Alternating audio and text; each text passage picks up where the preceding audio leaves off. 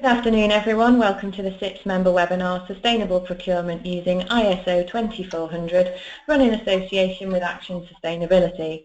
I'm Claire Ascott, Event Manager at CIPS, and I'll shortly be handing over to Shaun McCarthy from Action Sustainability to start the webinar. First of all, I'd just like to check that you can all hear me. I realise you're on mute settings, so if you could use the question or chat facility to let me know that you can hear us, that would be great.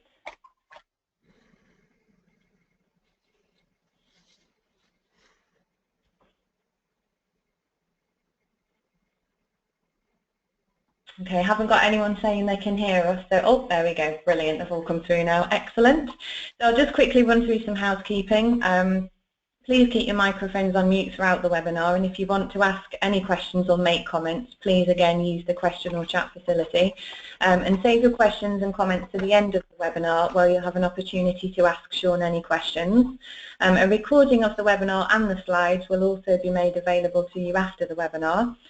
We'll answer as many questions as possible today, and any we can't answer we will do after the webinar is over, either through us or direct with Shaun. So without further ado, I'll hand over to Shaun McCarthy. Thank you. Okay, thank you Claire, and good afternoon everybody. Thanks very much for joining me. I'm Shaun McCarthy, I'm Director of Action Sustainability. I also chair something called the Supply Chain School that some of you may have heard of in the construction sector. I'm here to talk to you today about the new standard for sustainable procurement, ISO 2400. I lead the UK delegation for the development of this standard. It's something that I've been working on for just over 3 years now, and the standard is due to be published around about the middle of next year. So the final throw of development. The purpose of these webinars is very much to make you aware of the standard, what's in it, what it says. If you're considering being early adopters of the standard, then obviously you can be ready in time for publication. So moving through the slides, sustainable procurement using ISO 2400. As I've said, I have a portfolio of things that I do around sustainability and around procurement. Action Sustainability is a niche sustainable procurement consultancy. It's a business that I founded around about 10 years ago. I'm advisor to the Board of Transport for London on sustainability. In 2012 we founded something called the Supply Chain School, which was all about a recognition that actually, although we're starting to try and set very high standards of sustainability in some businesses and organisations, in many cases our supply chain doesn't really have the competence to do that. So we started a collaborative initiative to make that happen. I was also chair of something called the Commission for a Sustainable London 2012. That was a role that I held from 2006 through to 2013, and that was an oversight role for sustainability of the London Olympics. I'm a trustee of a little charity in Scotland, and also until 2 months ago I was an advisor to the Executive Sustainability Panel of HS2 project. So that's me. Moving on. What I'd like to talk to you about first is the evolution of sustainable procurement as I see it, and this could be a very, very complex slide with lots of milestones on it, so forgive me if I've missed one or two out. Sustainable procurement didn't start in 2005, but I guess the sort of consolidated thinking around it probably did. There's work going way back into the 1990s, particularly in the sportswear area, looking at risks of child labour and forced labour in that sector. I was personally involved in a BA Heathrow when we were applying for planning permission for Terminal 5 in the mid-90s, looking at how we engage with more local businesses, more ethnically diverse businesses in the area, etc. So this is not something new, but I think there was a milestone in 2005 when the government of the day in the UK produced a document called Securing the Future, which I think was among the world's first sustainable development strategies for a nation. Within that document there was a notion that actually government could do more to leverage more sustainable behaviours through its supply chain, because governments across the piece spend an awful lot of money. There was a task force set up, which I was part of that task force, that looked at sustainable procurement, how business can advise government on what it might be able to do better. And out of that came a report called Procuring the Future in 2006. And within that report, there was a one-page maturity matrix called the Flexible Framework. And that was really a first attempt to actually set out a maturity matrix to help people to understand what organisational conditions they need to have in place in order to deliver sustainable procurement. So that was a great step forward. In 2010 there was another milestone, and that was the publication of BS 8903.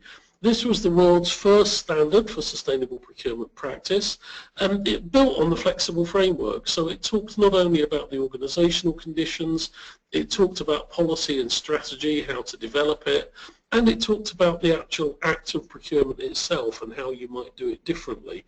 In a parallel universe, 22 miles across the channel, there was a French standard being developed, but they were developed in isolation, and actually when you look at them, they actually look very different.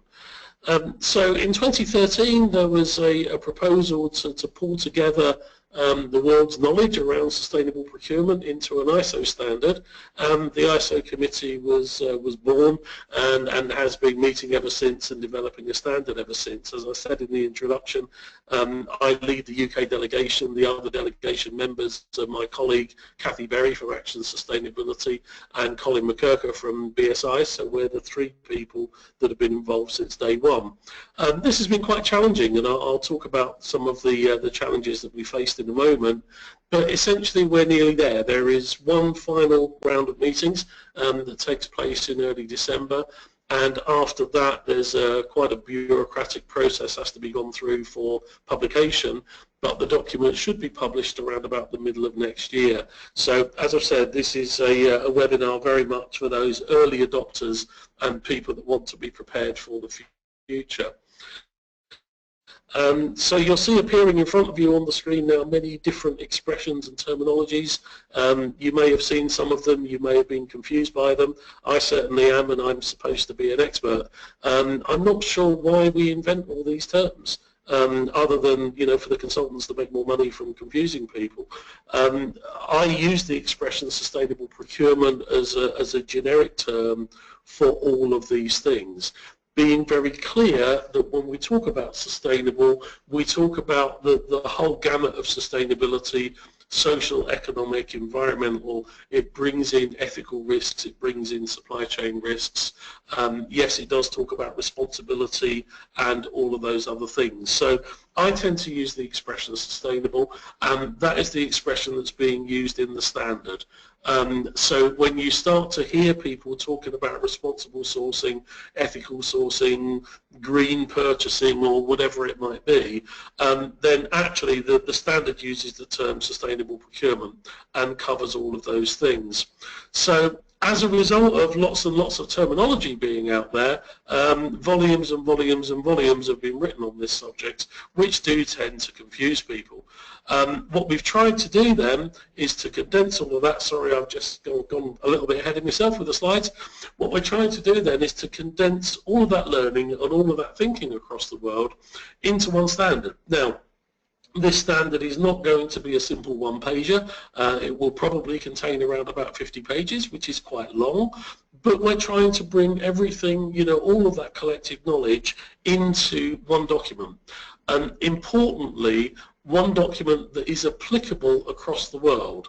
So those of you that are from multinational businesses or organizations, and in particular those of you that have multinational supply chains, this is a standard that can apply anywhere, and that's one of the difficulties that I've had, I guess, in working with multinational organizations with a British standard. It's sometimes not always fully accepted. So ISO standards is my first experience working with an ISO standard, and almost certainly my last. This standard apparently has been very, very engaged. The number of countries participating and observing that you see at the top of the slide there is quite phenomenal by ISO standards. Sometimes there aren't that many participating countries engaged. So the countries that have been involved actually represent 65% of the world's population, 85% of the world's GDP, and 73% of the world's carbon emissions. you will see that there are participants from different continents as well, and I think that's very important. South and Central America have been particularly well represented. Japan, Far East, China, Singapore, those sorts of countries, Australia have been very involved. We've also had participation from some African and Middle Eastern nations, as well as those that maybe you might consider the usual suspects in Europe, which also has been very well represented. So working with people from such a variety of cultures and perspectives has been challenging. And, you know, and I think if you'd have asked me when I started, why does it take 3 years to write a standard, I couldn't have answered the question, but I think I do kind of understand it now, because people do come from a different perspective. All the meetings are conducted in English, which is good for me, but not necessarily quite so good for those people whose native language is not English. So it's taken some while to achieve clarity, but I really do believe that we're getting there now. We have great support from a number of international organisations that you can see on the left-hand side of the screen here. That's very, very important that we get organisations like United Nations, like OECD, actually supporting this, because they will start to build this standard into their requirements and into their consideration around global economic issues. There's also a very strong linkage to a number of other standards that you see there on the right-hand side. Certainly ISO 26000 is a really very strong, powerful standard that we need to take on board. It didn't exist when we developed BS 8903. However, we do need to be very clear, and have been from the outset, that this is not ISO 26000 for procurement, for suppliers. It's very much taking some of the principles from that standard and understanding how we apply our corporate responsibility requirements through the supply chain. A standard that's not there on the list, but probably should be, is ISO 14001. A lot of people ask me about the relationship between the newly published revised ISO 14001 standard for environmental management and this standard, and yes, they match very well. Essentially 14001 says that you should apply these principles through your supply chain, and the standard that we're talking about here basically tells you how to do it. So I think there's a very, very strong correlation between other international standards. So what is sustainable procurement? Well, this is something we came up with in 2006. So Neville Sims, the chairman of the task force, wrote this in his foreword to the document Procuring the Future: using procurement to support wider social, economic and environmental objectives in ways that offer real long-term benefits. I like that. It's short, it can be said in one sentence, it feels inspirational, it actually looks at the broader picture of environmental, social and economic sustainability, and it talks about benefits. It doesn't necessarily just talk about risks and bad stuff. This is the definition that comes out of the standard: procurement that has the most positive social, economic and environmental, social and economic impacts on a whole life basis. I'd have to say I like that less than Neville Sims's definition, but it's good enough. Again, it talks about positive. And one of the things that we've been talking about in the committee continuously is this is not just about risk management. It's not just about preventing bad stuff happening.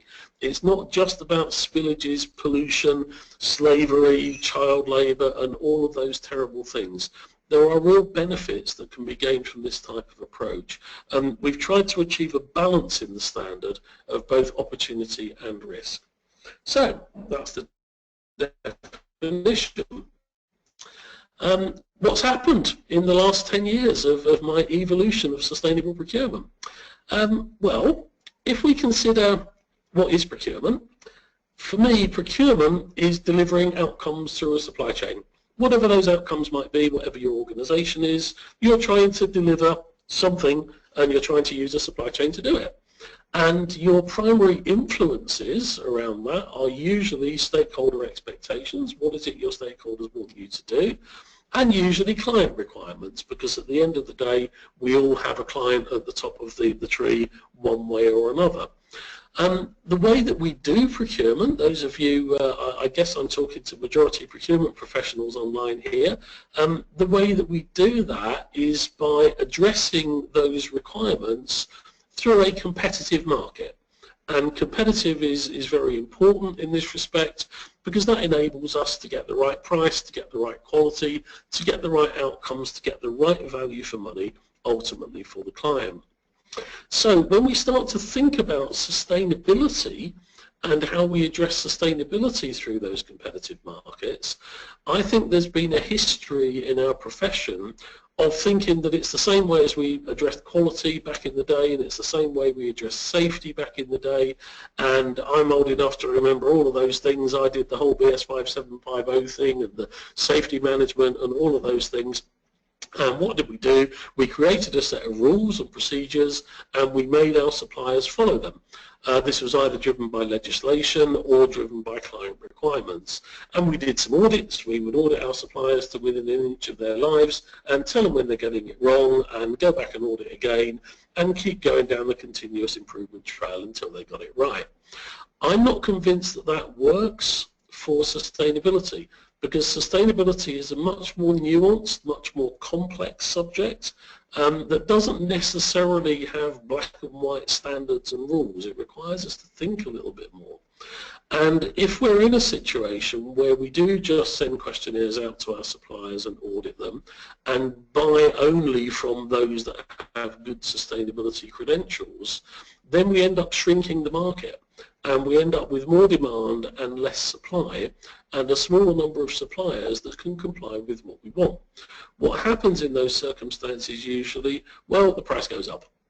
So for me, a lot of the emphasis in this standard is about how do we develop those competitive supply chains, how do we work with them, how do we invest in them, and in particular, how do we collect data that is meaningful about our suppliers' performance. Again, we ask a lot of questions and we ask them to fill a lot of forms in, but is that actually telling us what their performance is doing?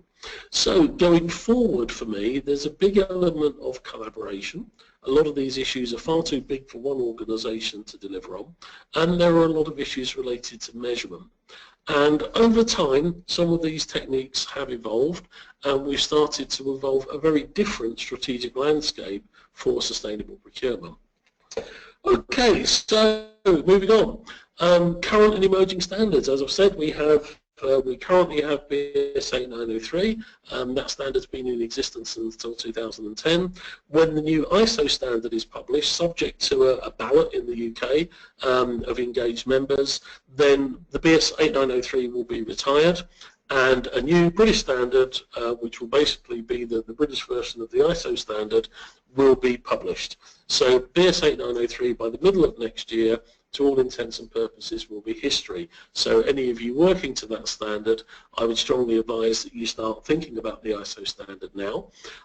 Anybody wanting to look at developing a sustainable procurement policy and strategy, my advice would be to go straight to the ISO standard, because the BS 8903 and certainly the flexible framework are now very out of date. The flexible framework is 10 years old now, and we need to move on to a more enlightened world.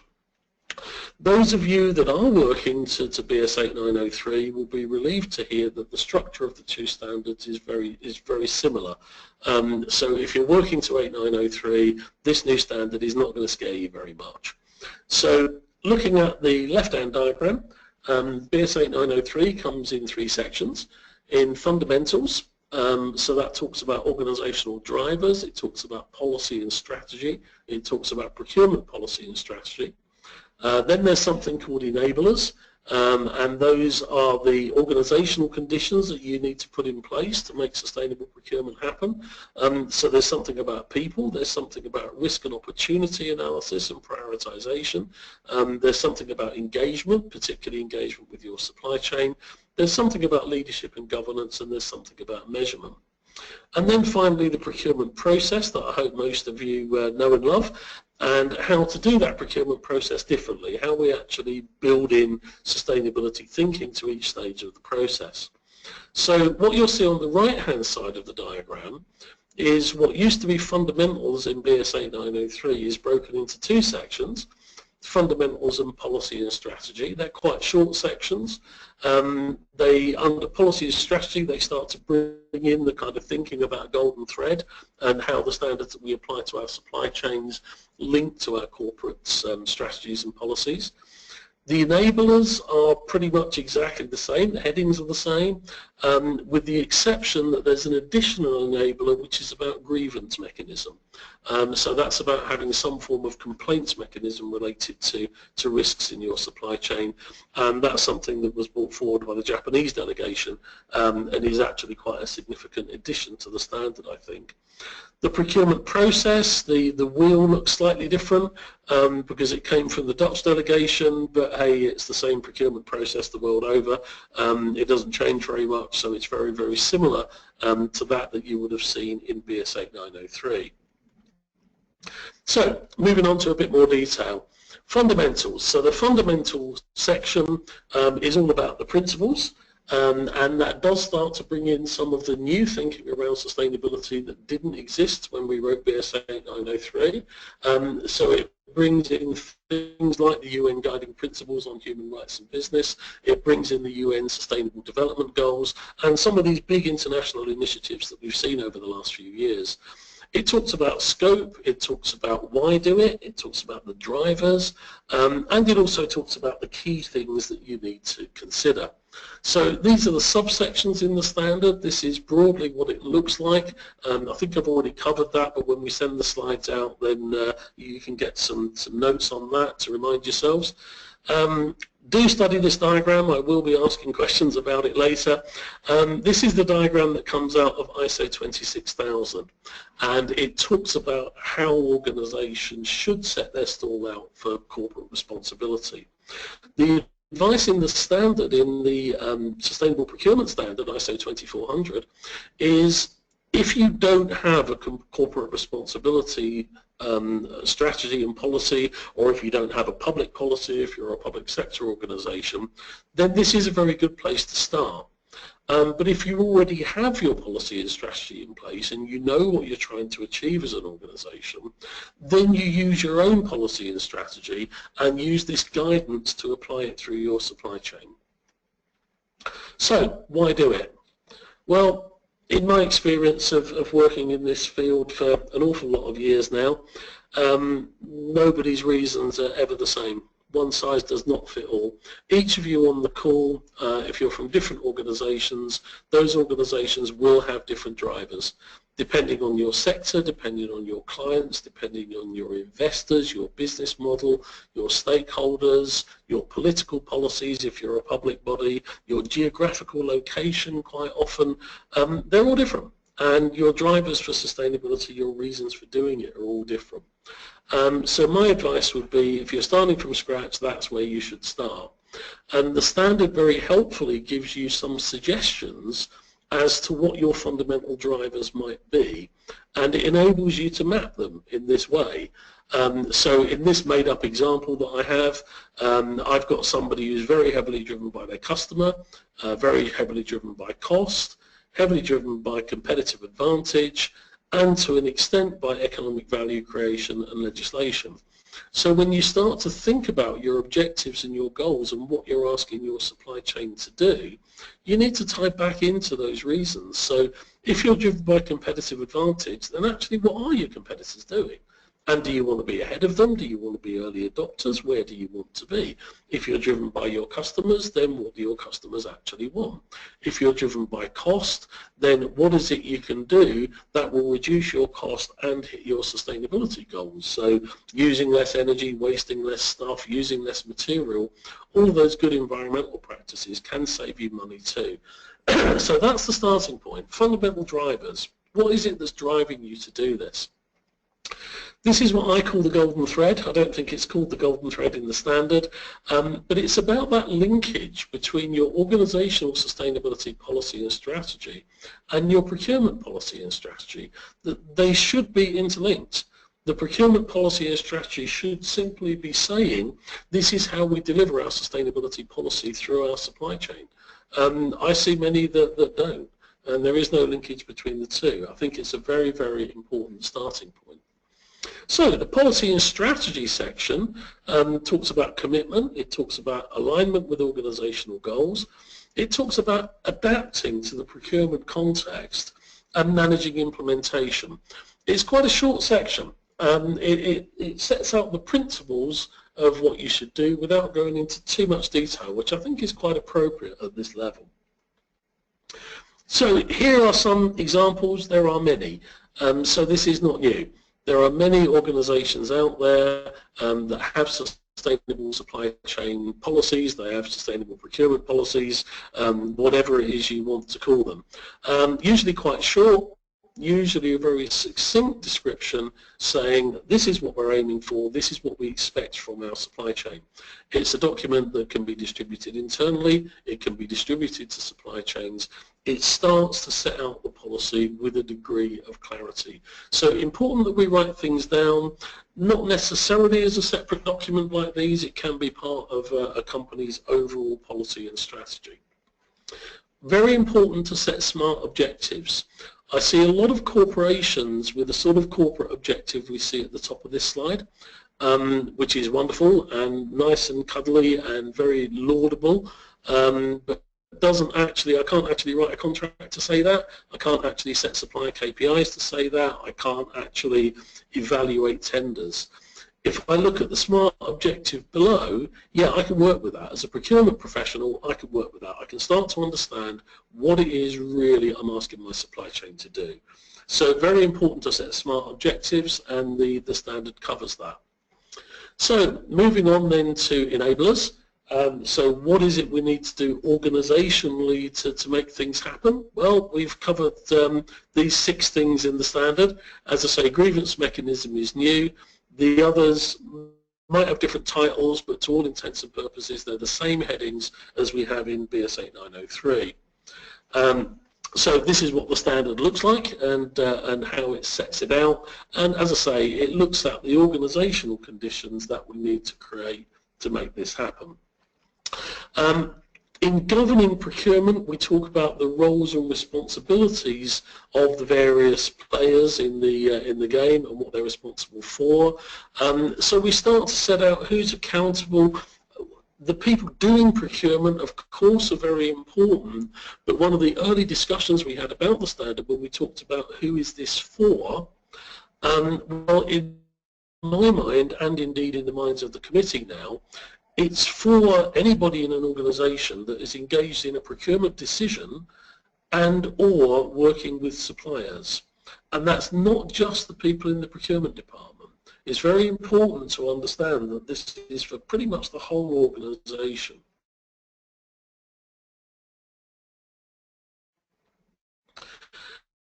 Leadership and governance, important that there is drive from the top. As I said at the beginning of this presentation, I was deeply involved in the London Olympics organisation that you see in the middle of this slide, the Commission for a Sustainable London 2012, and you'll see pictures of 4 people that you may recognise, all of whom were leaders and responsible for the delivery of the London Games and its infrastructure and its legacy.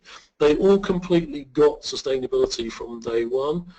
Their doors were always open to me. I could always consult with them. If I had some criticism of what they were doing, they would always listen. And those requirements are very, very clearly set out in the company's documentation, but probably much more importantly, those people in the pictures on the slides showed visible leadership. They were up talking about it, they were around their people talking about it, it was on the agenda of their board meetings, it was in the bonus objectives of their executives. Very important that there's not just a nice document that your chief executive has gone, yeah, okay, I'll sign that, and then never talks about it. Very important that there is visible leadership. People need training. There are a lot of different ways of delivering training. Many of them. You know, you can deliver online, you can deliver it through coaching, through webinars like this, you can deliver it through e-learning, you can deliver it through classroom training.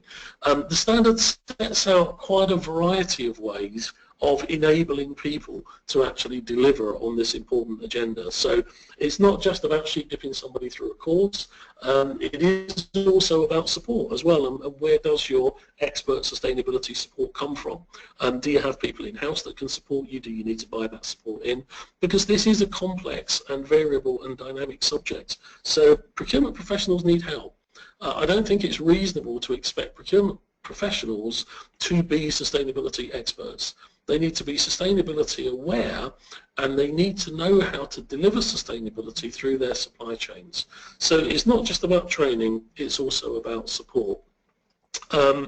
Developing a priority heat map. This is an example from the aerospace sector, but you can do it in any sector. It's something that I've been doing for many years. It's a fairly simple process. You set out your procurement categories across one axis of your heat map, and you set out your sustainability objectives along another. And you mark them up, red, amber, green, which are the most important, because not all aspects of your supply chain categories will play into all of your sustainability objectives. And it's very important to prioritize from day one, so you're not asking your suppliers to do a whole bunch of irrelevant stuff. You're asking them to do the really hot priorities that are important to you and where they have a significant impact. So the system describes this, the standard describes this in quite a lot of detail, and it goes into various options that you might use by category, by supplier, by stage in manufacturer if you're a manufacturing company. So actually the standard gives you quite a lot more detail than the British standard gave you originally, which is a big improvement. So this is just an example of a priority heat map and what it looks like. People develop them in a whole variety of different ways. Important then to engage your supply chain. As I said earlier, I'm chair of something called the Supply Chain School, and my business delivers the school. So of course I would throw this up as an example of best practice, wouldn't I? But a lot of people do agree with me. This is a collaborative initiative with now 47 partners participating in the built environment sector, so construction and facilities management, to deliver sustainability knowledge to over 16,000 members of the supply chain for free. So it's very much a collaborative investment in building that competitive market that we talk about. It's not obvious that all of these sustainability impacts are clear to our supply chain. It builds in the same prioritization thinking that I've just described. So not all of the supply chain gets to learn the same things. They get to learn things that are relevant to their category of supply. A lot of it is delivered online through e-learning, etc. So the standard sets out the need to have that supply chain engagement. The supply chain school is one way of doing it. There are very many other ways. As procurement professionals, many of you, I'm sure, will have category plans. You're going to have supplier relationship management processes. You're going to have all of those things, and you can start to incorporate sustainability requirements through those processes. It's not always necessary to invent something new. Finally, measure. Very important to measure what contribution your suppliers are making to your sustainability outcomes. This is what I call the difference between sustainable supply and sustainable supplier. So for instance, if I've got say a facilities management contractor and they send me loads of sustainability stuff saying, oh yeah, we're really sustainable, you know, we have solar panels on the roof of our head office, and you know, we recycle all our pencils and we do loads of great stuff. That's fine, that's very laudable, but actually as a procurement professional, what I want to know when you're doing your facilities management for me in my facilities, what are you doing to reduce my energy consumption? What are you doing to ensure that the people that are working for you are paid under decent conditions, that you don't have slavery in your supply chain? What are you doing to make sure that you don't have environmental pollution on my premises? How are you transporting people to my premises? Are you doing that in a carbon efficient way? That's about performance. That's about what your suppliers are doing for you. It's not necessarily about pre-qualification. It's not about questionnaires. It's not about your corporate policy. Yes, all of those things are important and you need to know those things, but for me that is the first step. measuring the performance of your suppliers is a very important aspect, and again I think it's something that the standard actually sets out very well and does very well. Then finally, the final clause in the standard is all about the procurement process. It takes you through, as I say, this is a process map that came from the Dutch delegation, but it's very similar to everything I've ever seen before. It talks about planning. It talks about preparing a sustainable sourcing strategy. So how do you take on board these considerations through your policy that you've developed? How do you heat map them through your categories in such a way that you understand what the priorities are and how those priorities will be delivered against? And how are you going to build that into your strategy? How do you identify your procurement criteria? So integrating sustainability requirements into these specifications. I think one of the things that the ISO standard does, because there's a lot of new thinking in there now that's better than the British standard, it brings in things like human rights as a fundamental requirement. It brings in the notion of complicity. And I think that's also very important and something that's enshrined now in the UK in the Modern Slavery Act. You know, it is now illegal to have inappropriate labour conditions anywhere in your supply chain. So saying I didn't know, and this is nothing to do with me, and I didn't ask, and it's, you know, it's down in tier 5 in my supply chain, is no longer an excuse, and I think that's quite important. So then looking about supplier selection. How do I select suppliers that can deliver the sustainability requirements that I have? Not about how can I select a supplier that's very good at filling in the form to saying we're very sustainable, aren't we? Different things. Contract management, something that we often ignore or forget about. So are we really holding our suppliers' feet to the fire to deliver on what we asked for in the first place, and are we really asking them to measure their performance? And then finally, contract review and lessons learned. So once again, not something that I think any of you should be unfamiliar with on the webinar here today, but thinking about embedding sustainability in a slightly different way to maybe the way that you have before. So these are the headings, these are the section headings from the standard and broadly what it's going to look like. This diagram I think will appear in the standard, and what it's saying is, okay, if I'm going to develop a sourcing strategy for something, I do the two things on the bottom left-hand corner of the screen there. I analyse the business need and I analyse the market, and I bring those two things together, and that's my sourcing strategy. I work up a sourcing strategy from there. What the standard is saying is, in addition to that, I bring in the sustainability risks and opportunities. So what are the priorities? What are the hotspots in my to deal with them? So, you know, if I'm looking for low carbon products in use, I need to look at whole life costing maybe as a technique that I can use to get that. If I'm looking at labour standards in my supply chain, then I want a lot of information from the supplier. I want performance information that tells me how my supplier is actually giving me some assurance around those things. So different procurement techniques for different outcomes. This is not a one-size-fits-all process. Okay, so this is something about leverage and ambition, and again this will appear in the standard.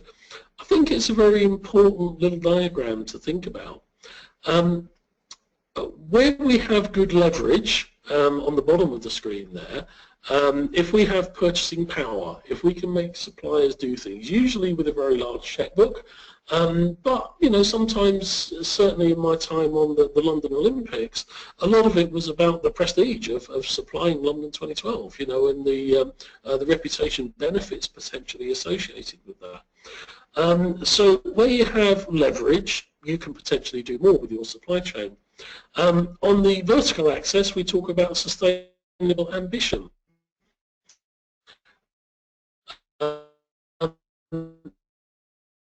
how ambitious am I? Am I really setting stretching targets, or do I just want to be, as my competition, or do I want to do the minimum possible to keep my client off my back? All of those things are legitimate. I'm not saying that everybody should be aiming for best practice. So therefore, if I'm in the bottom left-hand corner, if I'm not very ambitious and I don't have much leverage, I'm just really looking for products that can give me a sustainable outcome. I'm a market taker.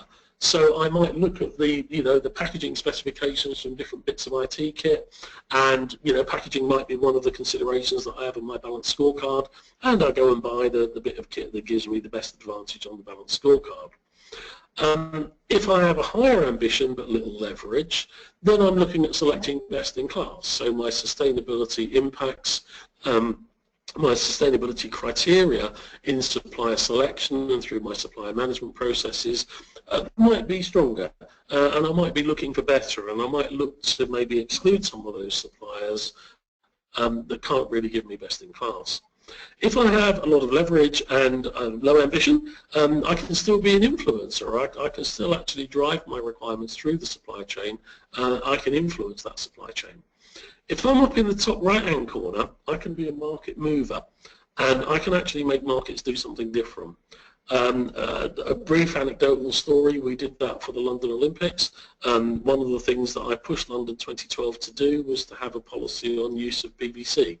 PVC is very nasty stuff from a point of view of the environment and a point of view of the health impacts in manufacture and in disposal.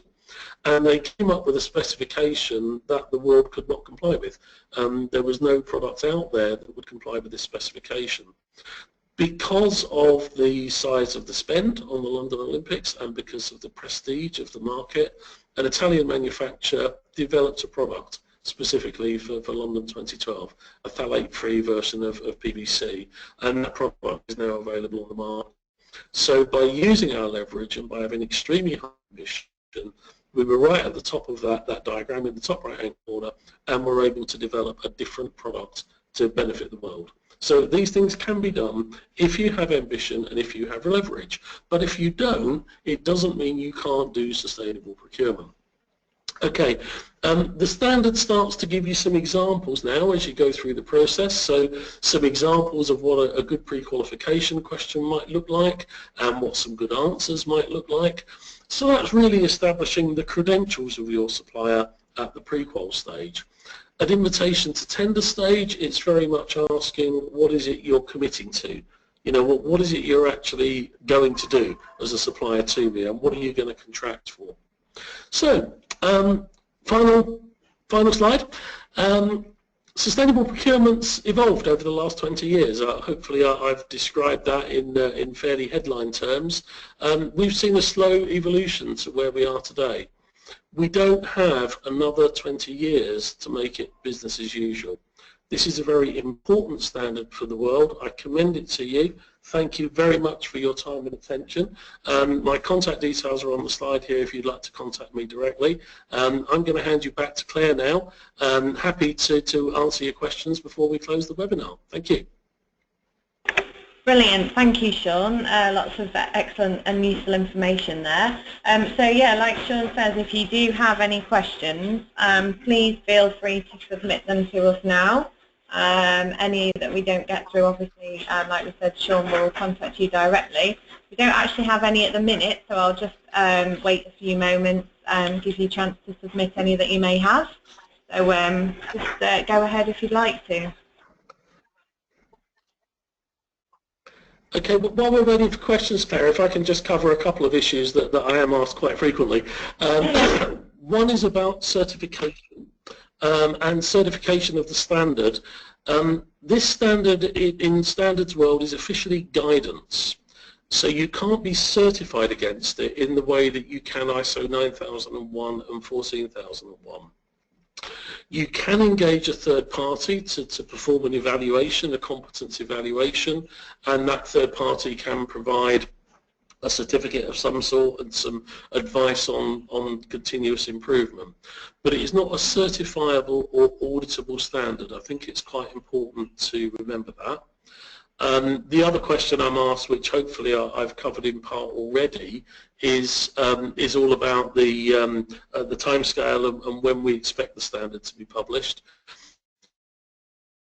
We did expect it to be published around about this time this year, towards the end of 2016, but the last round of meetings threw up some quite significant amendments to the standard, which I think have improved it quite significantly actually, so it's been good to spend a little bit of extra time to make sure we get it right.